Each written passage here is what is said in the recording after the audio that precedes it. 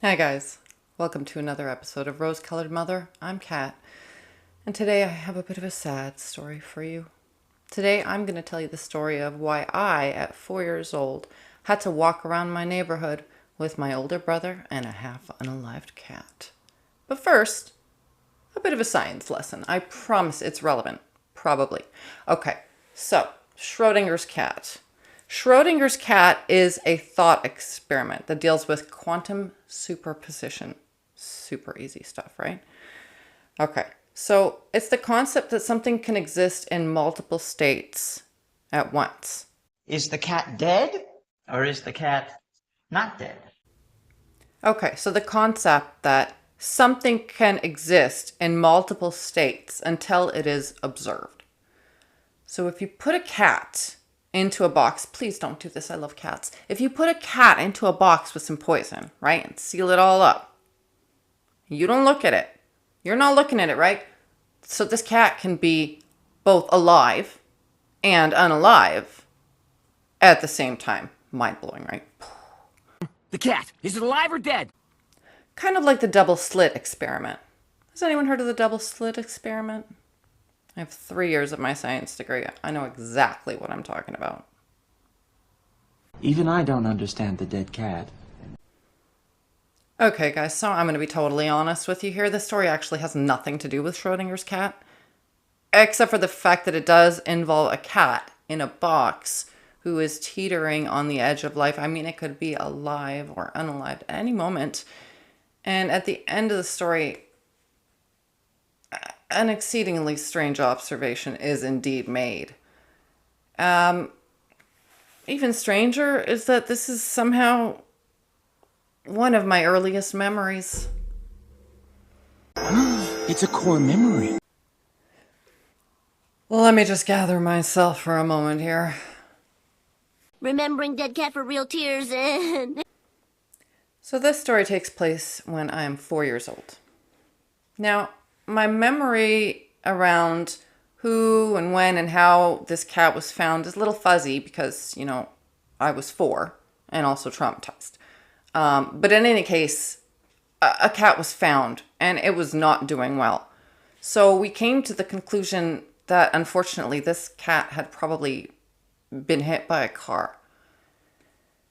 Look, I don't know exactly what happened, but this is my best guess as to what took place.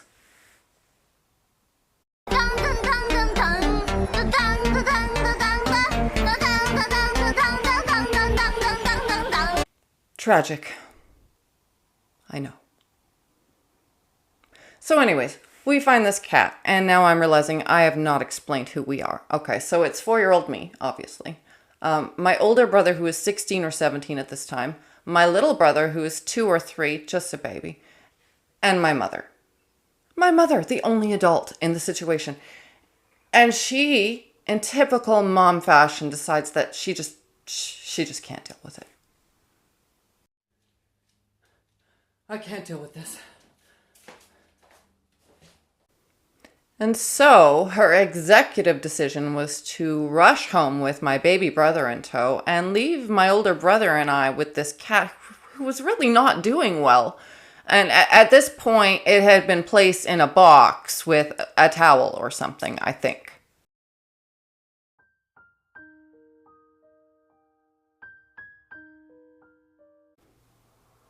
And now we have to walk from house to house, ringing our neighbors' doorbells, trying to figure out who this poor cat belongs to.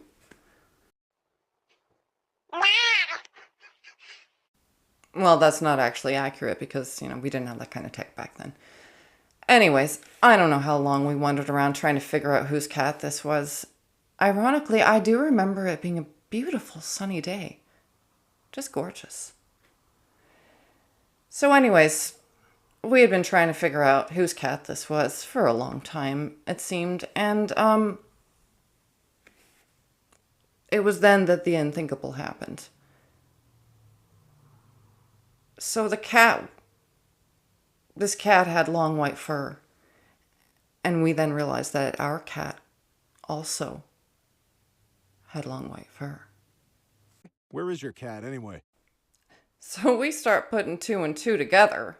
Finally, right? I mean, I was 4, so what the fuck was I supposed to know? But we start doing the math, and we had to come to some pretty tough realizations. Actually, this was your cat. Yeah, people, it was our cat. The whole fucking time, it was our cat. Anyways, I find it just incredible that my mother, who was 37 years old at the time, mind you, but not that her age matters, she was the only adult in the situation. I just find it astounding that she just had her kids walking around the neighborhood trying to figure out who this half unalive cat belonged to, because she was in too much denial to realize that it was our fucking cat. The whole time she took the baby and she took shelter while she left her kids to deal with it. Wow. This is not our cat. Denial, people. It's not just a river in Egypt. No, it is not. Well, anyways, it was indeed our cat, our poor sweet Josephine, who had been treated poorly during her life, and even worse during her final hours. I remember my little brother and I getting in trouble one time for taking her in. She had been at the glass sliding door, and we opened it and took her in the house, and we were petting her and giving her love and affection. And my mother came and saw that and freaked out, like she had to be kicked back out. I don't know, I guess she had fleas or she was dirty. But I mean, this was the typical treatment of animals in my household growing up, and of children for that matter. I mean, animals might have had it better, but anyways, that's getting into a whole different tangent there. Let's just take a minute to pay tribute to poor sweet Josephine, whose final hours were torture. I mean, had my mother been able to get a grip, we could have rushed her to the vet to have some relief, at least. If they couldn't have saved her, they could have put her down sooner rather than just, carrying her around in the hot sun in a box and traumatizing the neighbors as well. But, yeah, so anyways. Your cat is suffering. So, yeah, the poor thing suffered. And I suffered.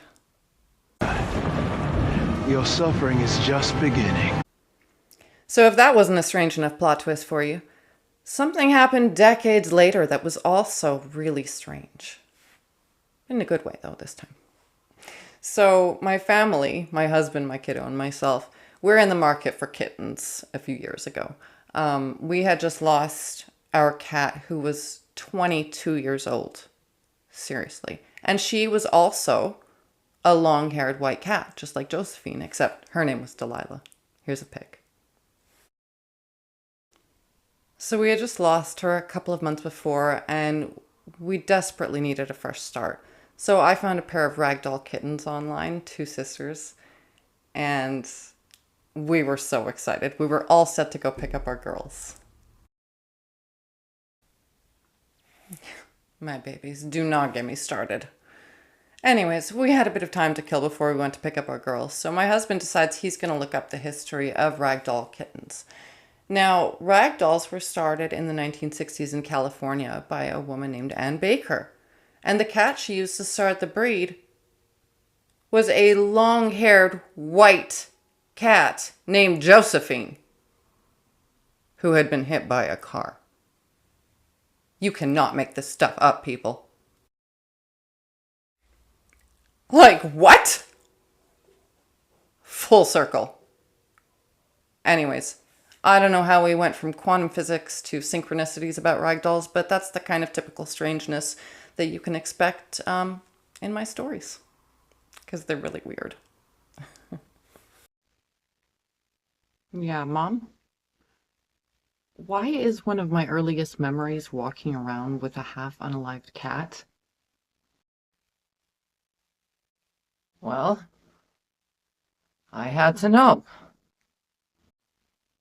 You had to know? Yeah. I had to know whose cat it was.